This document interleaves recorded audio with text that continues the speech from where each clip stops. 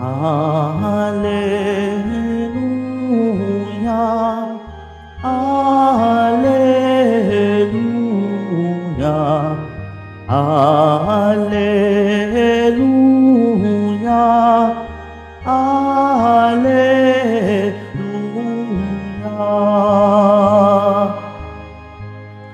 Espiritu'y magtuturo ng aral at pagkukuro ni Jesus na ating guro. Alleluia, Alleluia, Alleluia, Alleluia.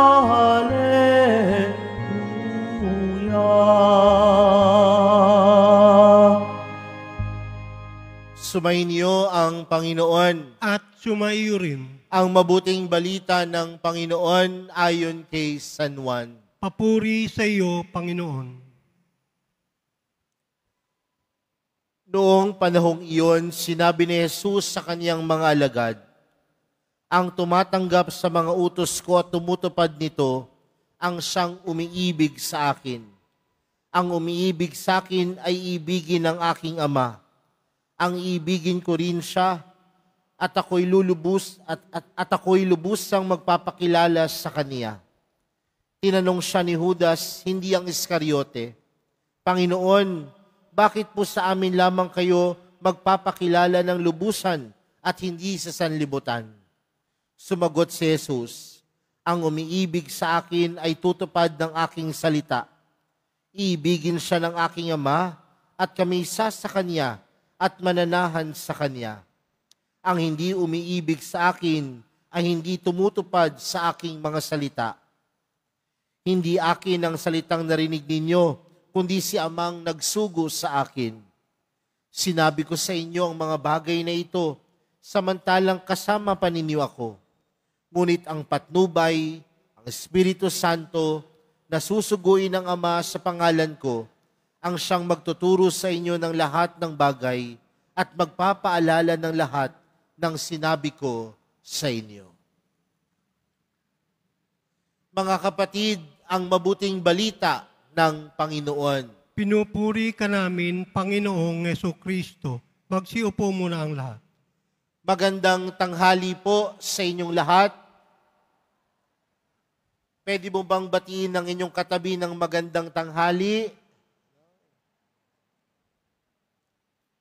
Mga kapatid, patuloy po ang ating pagninilay patungkol sa panawagan ng Diyos sa pag-ibig. Kung kayo po ay dumalo ng misa kahapon, mapapansin po natin ang Ebanghelyo ay nagpapatungkol sa pagbibigay diin ni Jesus sa kanyang bagong utos na pag-ibig. Mahalin mo ang Diyos at mahalin mo ang iyong kapwa. Pero mga kapatid, ano po ang panawagan nito sa atin bilang mga tagasunod ng Panginoon? Alam natin mga kapatid, upang tayo ay tunay na matawag na tagasunod ng Panginoon, meron tayong kailangang tupdin, meron tayong kailangang gawin. At ano po yun? Marahil lang sasabihin ng ilan, Father, araw-araw po ako nagsisimba. Alagad ako ng mahal na pong Jesus Nazareno. Father, malaki ho ang aking inaabuloy sa mga taong nangangailangan ng tulong. Dahil po, tagasunod ako ng Panginoon.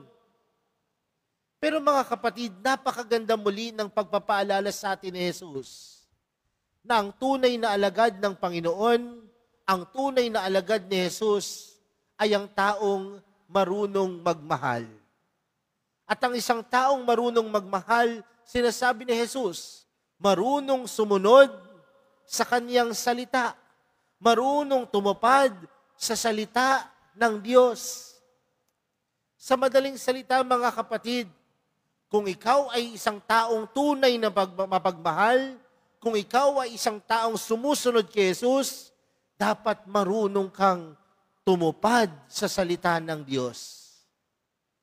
Tandaan natin mga kapatid, ang salita ng Diyos ang magdadala sa atin sa buhay na walang hanggan.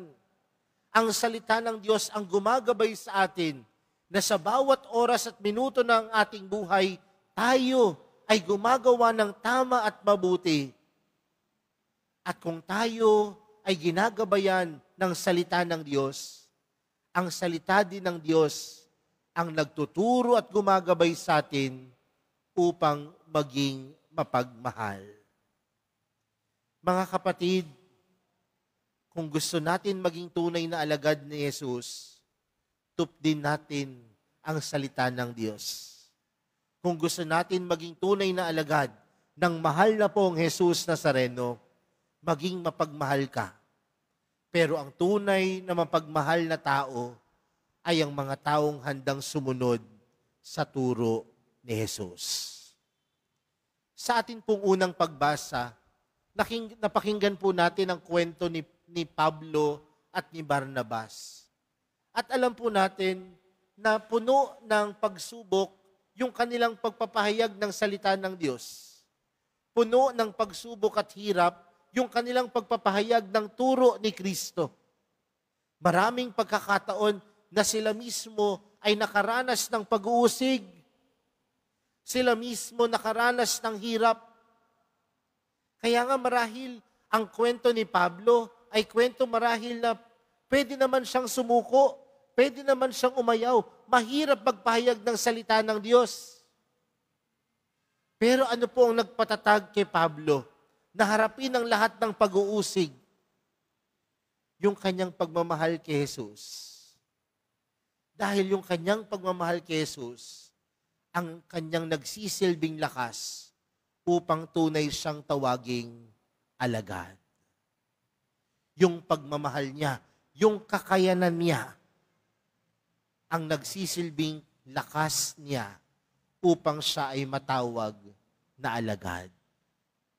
Mga kapatid, ang buhay din po natin ay buhay na puno ng pagsubok.